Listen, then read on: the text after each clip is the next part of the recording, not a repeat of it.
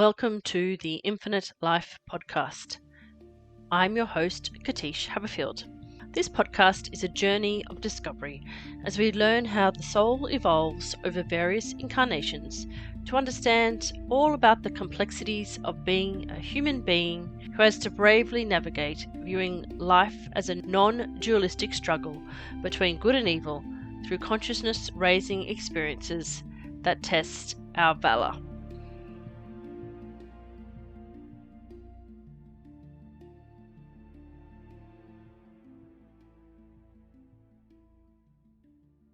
Life doesn't end at 50. Life doesn't end in midlife. And all the books at the time were such full of angst. And I wanted it to be full of new relationships with maybe a bit of sex in there as well. I want people to go away from my writing thinking, okay, no, I can do this. Or yes, there are problems, but no, I reckon, this is a good time of life. Isn't all over.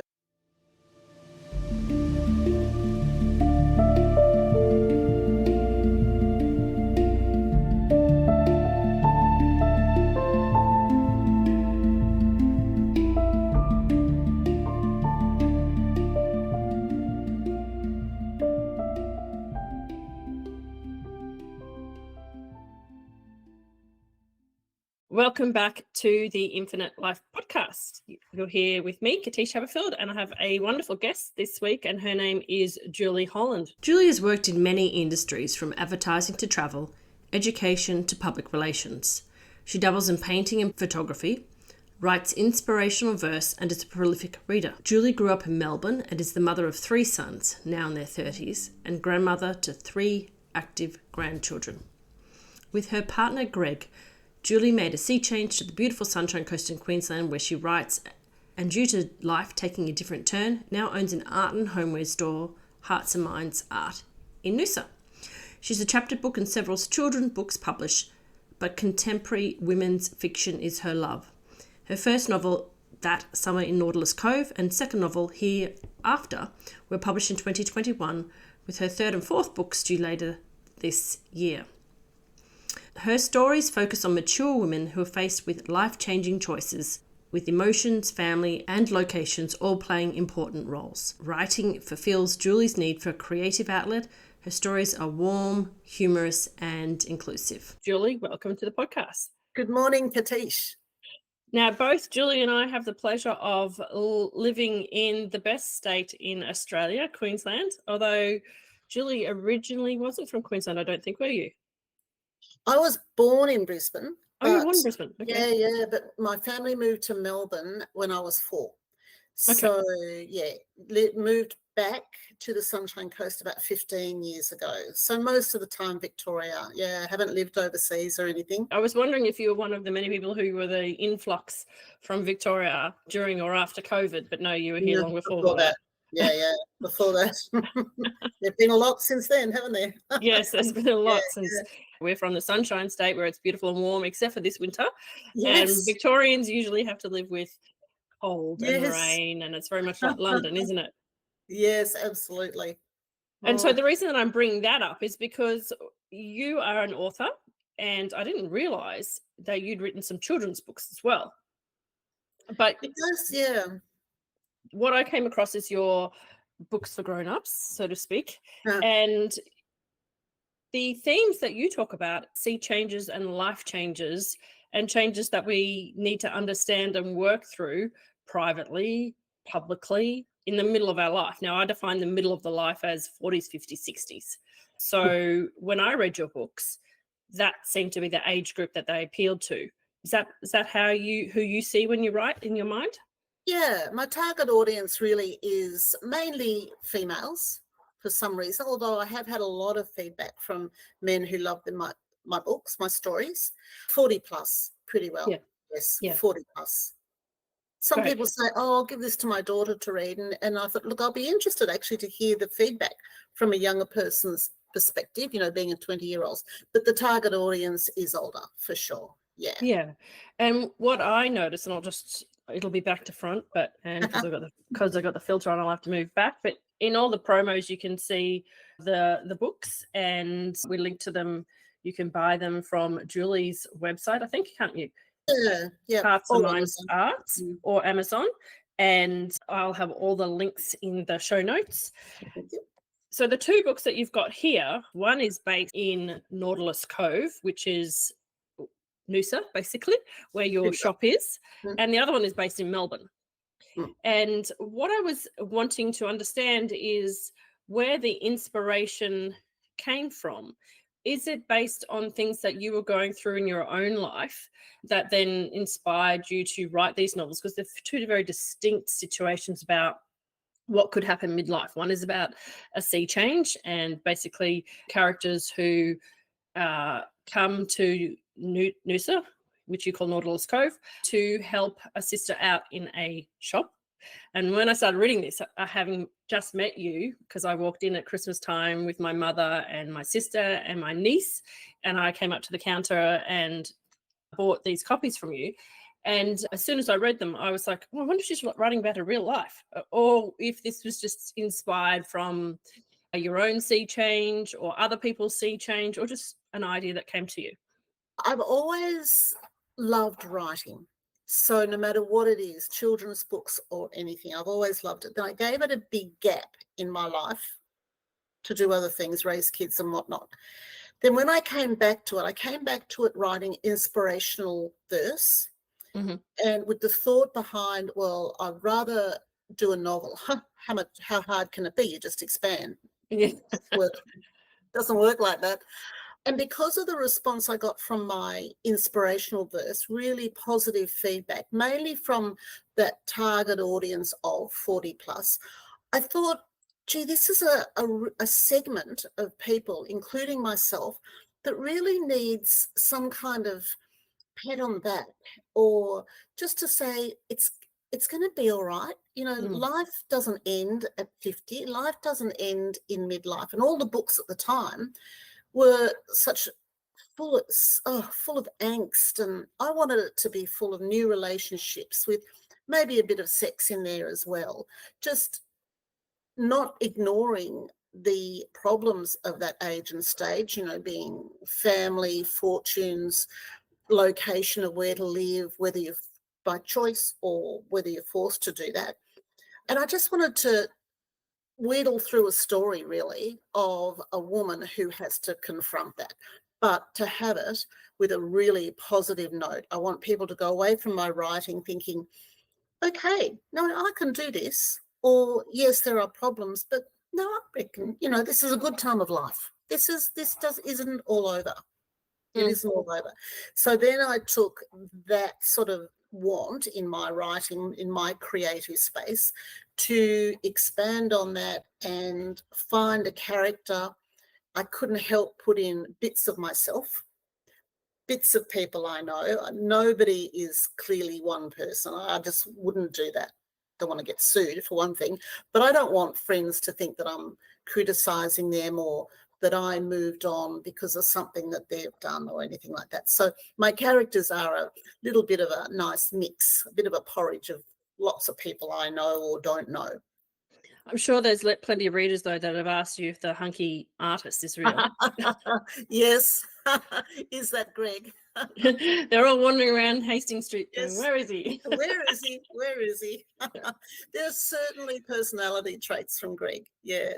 And he's one of my greatest readers, actually. I mean, he'll read my manuscript multiple times, and I say, get your red biro out. I don't want to be told, like any writer, I don't want to just say, I just don't want to hear, oh, it's great, honey, go for it. I want to be told where the pitfalls are. But he did say too, oh, I actually recognise that scene or something. Can't help it. So, yeah, I would say that the character who is the artist, and I don't want to give it away for people, but he's so real that you do think, oh, I wonder if there is an art studio. And you do go and you Google the location where he has his room on the island, and you're like, oh, okay, now I understand what that's based off, but it's not real. But it's so descriptively written that you could imagine. Yeah, and I guess it's that theme of people always are looking for a holiday romance, and so it appeals. It works. Yeah, everyone wants a holiday romance. setting it locally has been a big encouragement for other people, I think, to maybe go somewhere that they're unfamiliar with and walk along the river, walk along the streets, just maybe get out of their comfort zone a little bit, as she did, Yes. as the character did. Yeah. And she's got the frustration of her sister, so that whole family dynamic, friendship fiction it's called, comes into it as well. And Yeah. people, yeah. And you call it the sandwich years as well, you know, which was the term I hadn't heard, because Oh. that's not my problem yet. My kids are still at home. So, and my mum's still at home. So I'm kind of there in a few years' time, but not yet. So that was the first time I heard of the sandwich years. But I have other friends who are going through that right now in terms of having to deal with, you know, their parents needing to go into retirement villages or not wanting to, or, you know, being stubborn and staying at home, or, you know, dealing with that. And then, you know, redefining yourself when your kids have left, because that's a big thing for somebody to transition from the identity of mum or dad into kids are busy off doing their own life, and now who am I? And this character in this book, well, she's single, so it's a whole extra thing, isn't it? It's like kids are gone, they're busy, I've got to deal with my mum, and then I've got to deal with, who am I? What do I want? Do I want to stay single? Do I want to repartner? You know, all those sorts of things. So, and there's lots of people who do find themselves divorced suddenly, you know, the classic end of the kids have left school, boom, the marriage blows up kind of scenario. Or they have, like in my family, my dad died at 63. So my mum never got to retire with dad. So there are a lot of singles who are single very early, unexpectedly. So I think that there's, you know, quite a lot of groups of people who then identify with, you're not only dealing with changing hormones and perimenopause and menopause and that life changes, and, you know, suddenly you're at this age, whether you're 40, 50 or 60, where it's like, geez, when my grandmother was alive, she was half dead by 60 because they were a lot older back then, you know what I mean? They were cups of teas and a Scotch finger biscuit and that's it, you know, kind of a life. And now we're getting to 50 or 60 and going, hang on, I feel like I'm 20 still. I'm starting to slow down with my emotions, and, you know, I've got to be more careful with self-care, and I'm going through menopause or whatever it is. But inside, I feel a lot different than my grandmother's generation. So that was what very appealing to that Summer in Lawless Cove, because it takes away that idea that you're a sexless, emotionless old woman, so to speak, but you've still got 50 years to live, right? So hello, adventures, absolutely, please. Yeah, and everybody's situation is so different. Everybody's internal location as well as physical location is different. You know, some people's kids don't leave home, or you're the one that's moved, and we were the ones that moved. My kids stayed where they were in Victoria. They were all adults. And Greg and I, because we're one of those full circle stories, love stories, which is really nice. We went out at school, and then we each had our families divorced, so went our separate ways, but reconnected. So then after some time, once my kids left home, because Greg lived with us when my 3 boys were at home, once they left home, we just wanted to do something different. So we were the ones that ran away, if you like, to Queensland. They were all doing their own thing. They were in their 20s. We thought, well, we can't stay here. So that was a huge decision, and one that I felt guilty about for a long time. My friends certainly said, you're deserting your kids. You know, I actually lost quite a lot of friends over that time because of that decision to move. We thought, oh, for heaven's sake, it's just up, you know, we'll just get a quick Jetstar, you know, cheap flight, backwards and forwards. Bit harder during COVID. So you do, and I don't regret that decision ever. And I've have spoken to my boys about it, you know, over time, even now, saying, did you ever feel that I deserted you? But gosh, it was a strong decision on my I just couldn't not do it. I just had to try something different. We both had to try something different. And I think that's something that as women, we've really got to try and hold on to a lot, just to have the courage to do that. And it doesn't have to be moving interstate or doing a big thing. It might be taking yourself on your own for a coffee and sitting in a cafe on your own. It took me a long time to do that after I didn't, and I don't know why, I don't know. So I'd start with a book and then a diary, and then, just to make it look like I was doing something. Told you and there's your cat, hello. And then after a while, you would feel comfortable in your own space. Yeah, and just we have mostly international listeners. So for international people, if you drive from Brisbane to Melbourne, it's, what would be? I know Brisbane to Albury is 1,600 kilometres. So it's another 3 hours. Nice, yeah. I mean, it's days away. Australia's so big. But air flights are very quick. And then what is it?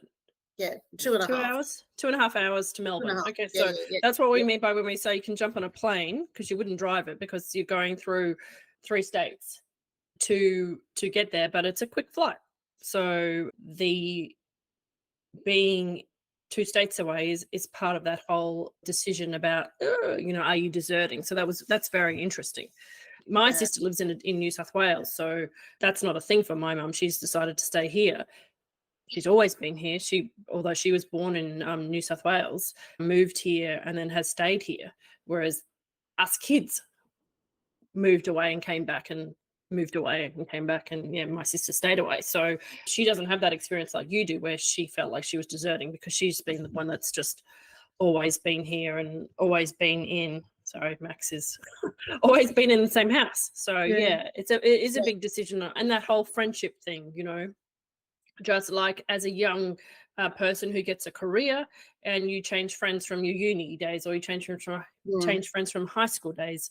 When you are in your 40s, 50s and 60s, it's also different interests again. So those who will stay in careers, those who start new careers, and I guess those who go into the nanny years by choice or not choice, ill health, or, people stay and other people move. So it is brave to confront that loss that you have to do with a loss of friendship, but then come out and create new friendships and new identities and new lives. Yeah, not easy. It's No. not easy. No. And so the second book that really struck me as interesting was the Hereafter, because this book, I remember when I bought it off you, you said to me, there's a ghost in it. Are you okay with that? And I was like, yeah, no, that's right up my alley. And I was interested to hear what kind of reactions you have from people. The mere fact that you have to say there's a ghost in it. I mean, people read the back and it says it on it. And usually I'm standing at the counter and I let people have their free time and they pick up the book, and I don't say I'm the author straight off, because they're both contemporary fiction. That's not what a lot of people read. So I thought, no, you just make your choice. And then if they sort of hold it and flip through, I say, if you have any questions about it, actually, I'm the author. Yeah. And which most people love. Quite a few people are turned off by the ghost aspect. I say, look, there is a ghost in it. I say, it's not paranormal. It is not, because people see this whole ghost thing as something to be feared. Right. I think they're thinking of Stephen King or something. I don't know. Yeah. I don't actually ask, because it's not that I don't care. It's just not what my book is. Yep. So it is a link. And I said, have a read of a few paragraphs. And some people will put it back and say, which is fine. And others say, oh no, that's really interesting. And often I get a story back, which I love. I get a story back on somebody's experience, and I do love that. Yeah, that's cool. In a lot of ways, that's why I do it. And in a lot of ways, that's how, with my inspirational verse, it all started and grew, and why I hold on to it, because of other people's stories and experiences as well. Gosh, there's so much out there that is so wonderful, and I love absorbing that. It's lovely for a writer to get that. And what made you choose to write about the situation that the main character comes in? So if you could give us, like, without my elevator story away, give us the elevator pitch so that people can understand, and then we'll ask you the motivation for choosing that storyline. I think when you write several different books, you have to be careful, particularly with a female protagonist, as to how she came to her situation. I don't think you want all the time for the husband to have died, or the husband to have cheated, or for her to have cheated, or whatever. So you've got to mix up why she's in the situation that she's in. With this one, her husband has died. She was madly in love. They were madly in love. It's set in South Melbourne. And she's a wealthy woman. And I had to really make a decision about that, because that doesn't instantly grab the sympathy or the empathy from a reader if the woman has money behind it, because people think, oh, she can do anything. But that's what I wanted. She had from a wealthy family, so she could afford to buy this house. And it was a terrace house. And if you know South Melbourne, it's a very old area. Gorgeous, all terrace houses and things. So this is a long elevator. So she, on a whim, she buys this terrace house, because her and her husband were going to set up a restaurant, and he had always wanted to buy this building. And this building came on the market when she was looking. So she buys it. And because she can afford it, she buys the cottage next door. And often there's a little cottage next to the terrace. So imagine a terrace house like this, and there's a little cottage next door. So she buys it, and she's very, very excited. And she has to renovate it. It's run down. And during those renovation phases, she gets a feeling that there's something else in the building.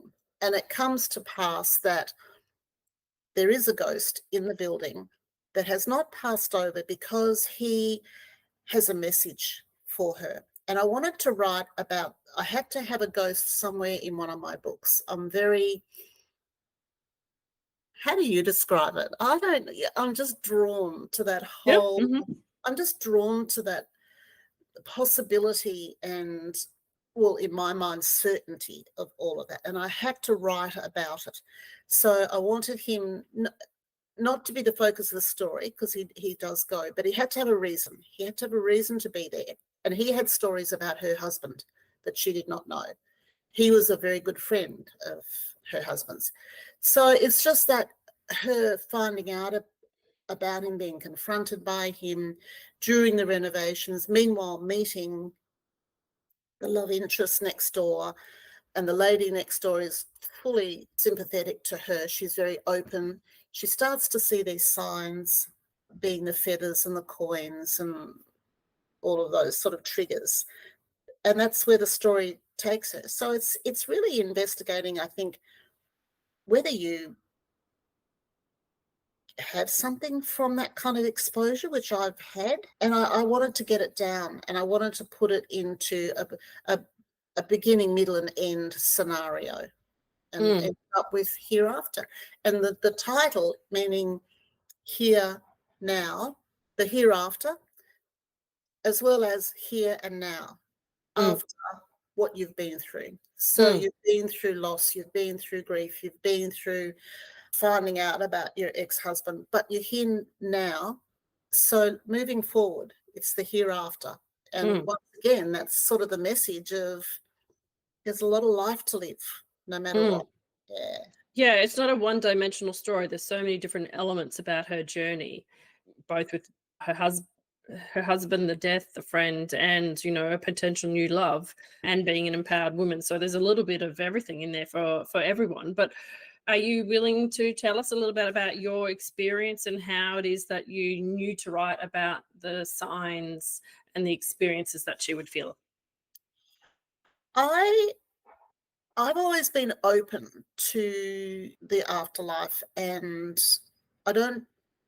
I love that whole possibility. I don't think I am really, well, I'm not like yourself, trained in percepting that, but I did have an experience which cemented my belief. And it was a long time ago, and I was in bed. It was after my divorce. So I was in that, ghastly time, not knowing what I was going to do, being told by everyone I'd made a mistake, the whole thing. And I was in there, and I believe this is the time often when it can happen, between that waking time, deep sleep and waking time. And I saw and felt. It was like I'd had a dream, Mm-hmm. and I was running. Imagine Disney's Hall of the Mountain King, with that music going, and I was running round and round around the mountain, and I came out the bottom, and I don't know what I was running from, whether it was a feeling or a person, I don't know, but I was very scared. My heart was beating. And as I came out the bottom of the mountain, just these arms caught me. And there was nothing visual. It was just this feeling. And in an instant, I knew it was my grandfather. I didn't have a face. I didn't have a smell. But I just knew it was him. And in this half awake state, I said to him, I've missed you. He died when I was about 10. But I was very close to him when he was alive, Jordan. And he said, I've missed you too, but you're okay. You're okay. And he said that, and he opened his arms and released me. And I woke up fully. But that feeling that I got, and I can't explain except to say it was the warmest, most comforting, full of love feeling you could ever imagine. It was beautiful. It was absolutely beautiful. Not crushing, because it was very soft. But oh my goodness, felt so safe and so wonderful. And I tried to, and I could retain it. I just lay there and thought, I've got to keep this. I knew I could remember what I felt and seen. And I thought, I've got to keep this feeling forever. But obviously over time it does weaken and it does go away. But I will never, ever forget that experience or how I felt at the time. And I don't know how I knew it was him, but I just knew it was him. And really from that moment, I've just maybe been more open to seeing things. I've been more open to seeing the feather on the floor if I've been thinking about my mum who's passed. We went to a funeral of a friend maybe 10 years ago, and he died in a plane crash in Melbourne. And the funeral was in a big hangar down on the Mornington Peninsula. And there are a lot of people there. He was very popular. And when someone dies like that flying a plane, the planes take off and then one goes away to commemorate that one pilot. And as that plane separated in the sky, this huge butterfly came and just circled around Greg and I. There were hundreds of people there, but it came and just sat on and circled around. And I think if I hadn't been open, I wouldn't have thought about that. But I just knew. It was him. And there are other instances that I see. Your story about Harry, those clouds. Wow. I had tears in my eyes watching that. It was so emotional and so important, and I came to see the importance.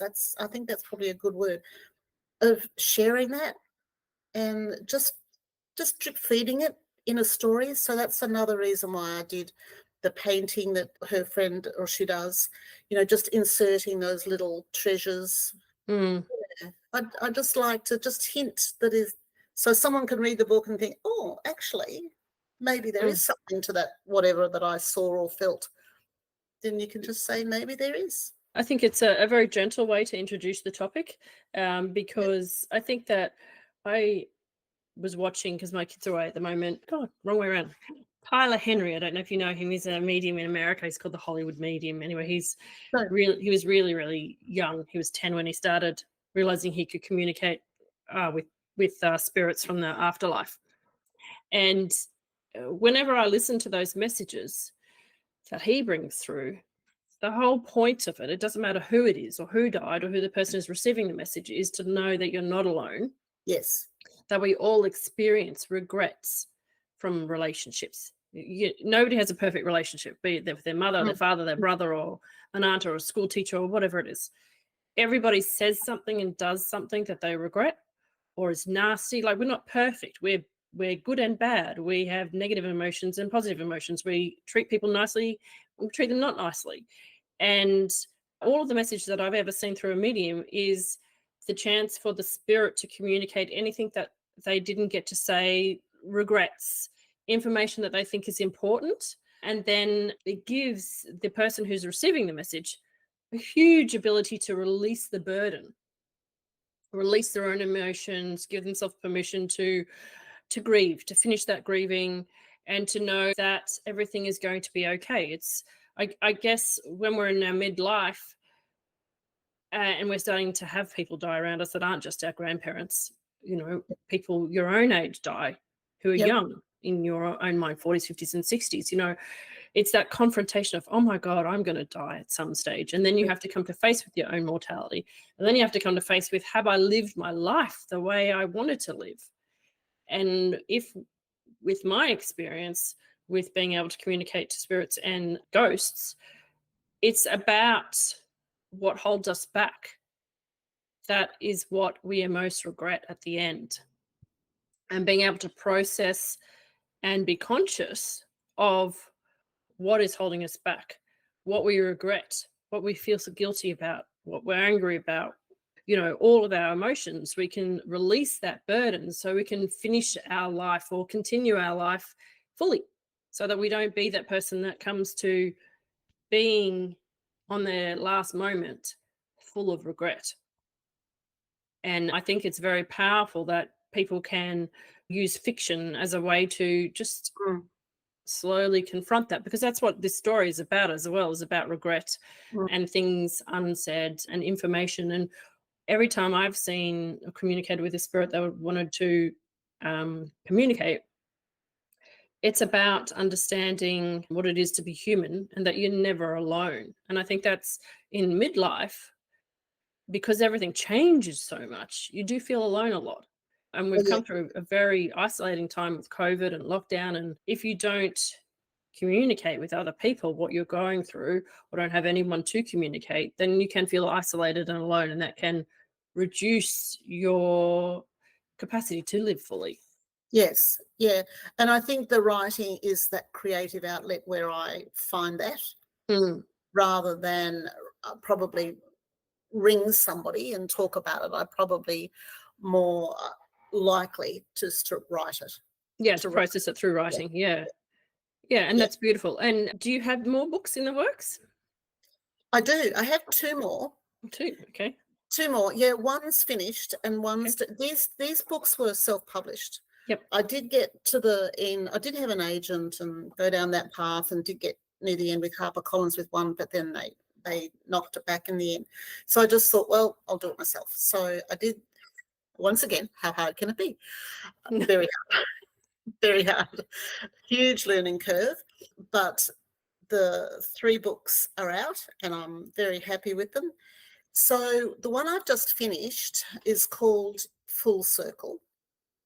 And it is about going back and visiting, once again, a woman wins the lottery. And it started out, that's the way it started.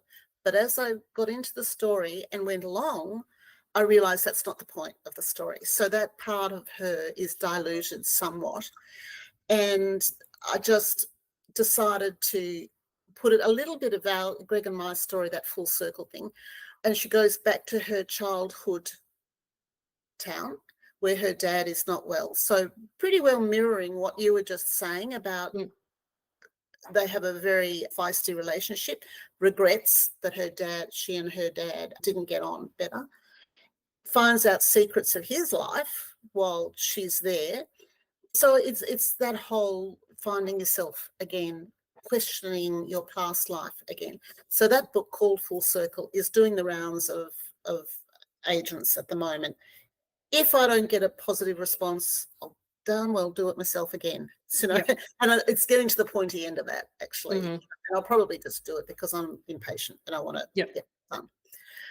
The next one, book number 4, I've started, and you'll find it, and I'll have to chat with you so much more over time about this, because they're based in cemeteries, the scenes, and it's around, and I hope I'm not, spilling the beans on this, I don't know, but there's a lady in America who has found recipes on gravestones. Oh, yes.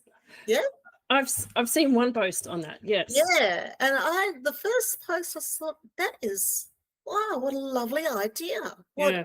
For whatever reason, and I've since researched it, and there's a multitude of reasons as to why, which is really lovely. So once again, woman on a mission to find out about people, and it's very community, small town oriented. You know, the people in a small town as to how they honour people in their town with these recipes. Wow. So yeah, That sounds lovely. so that's sort of just started. Oh, good. Well, you won't be getting any recipes on my grave, I'm afraid. No, I don't like cooking. I hate cooking. Well, apparently there's one where she was a bit notorious, this old lady, and there is one on there, and people were always asking her, and I think it was for an orange cake or something, and people were always asking her for the recipe, and she'd never give it, but she said, I'll leave it on my gravestone, and she does, but she leaves out half the ingredients. Even in death, she refused to leave her recipe. Oh, well, she did it on purpose. That's hilarious. So that's where I'm heading, but still with those trickles of there's something else. Yeah. Fabulous. I just love it. You, because you have your store, where do you fit in writing? Are you a person who gets up early in the morning to write? Do you do it late at night? What's your creative? I do a lot of thinking. I do a lot in my head before I actually get it down.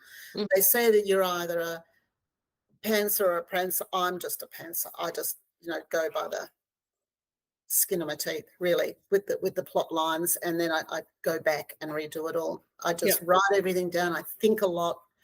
I know that there's an underlying premise for it all. My inspirational verse, I tend to think a little bit and then just get it down, put it away, and then go back and reread it and then fix it. I haven't been doing as much of that lately, and I'd like to do some more of that. I haven't had the headspace to sort of think for that, but I do it.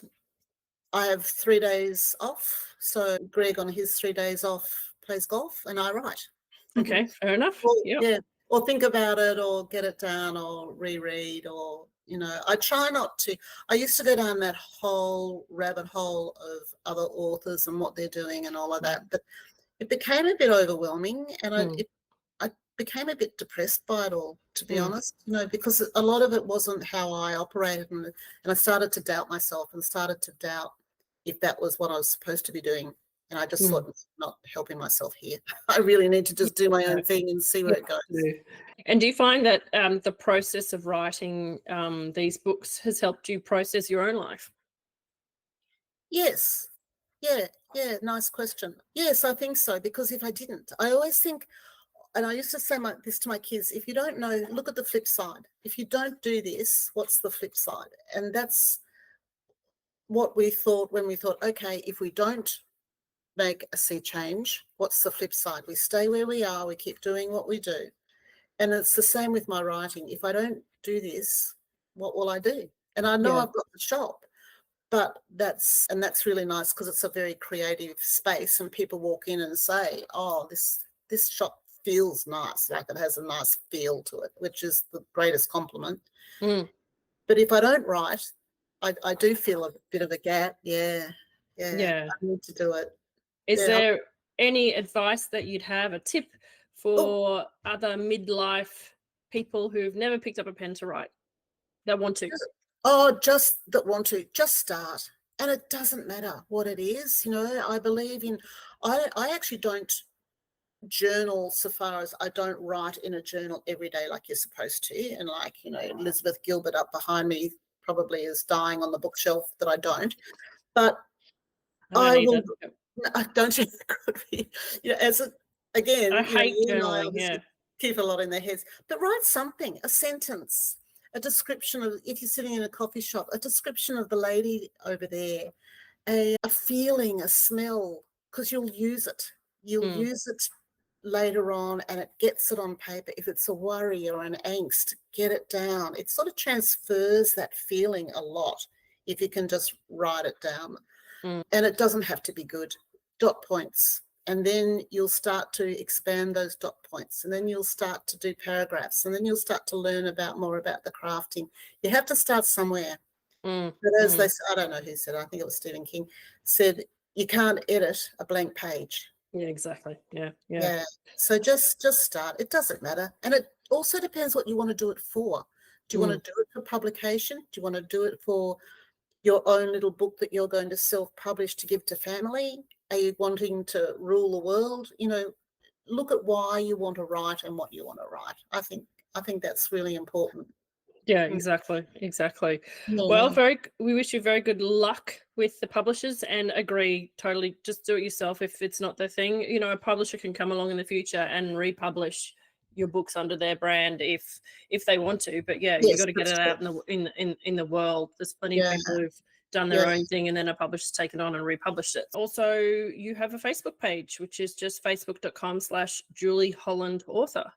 So you share a lot of photography of the Sunshine Coast, which is lovely. So people can get to see what the locations look like, and some of your inspirational prose as well. So give Julie some love on Facebook. Thanks, Katish. Thank you so for coming on. I appreciate it so much. Oh, my absolute pleasure. I think you're a very fascinating lady. Thank you.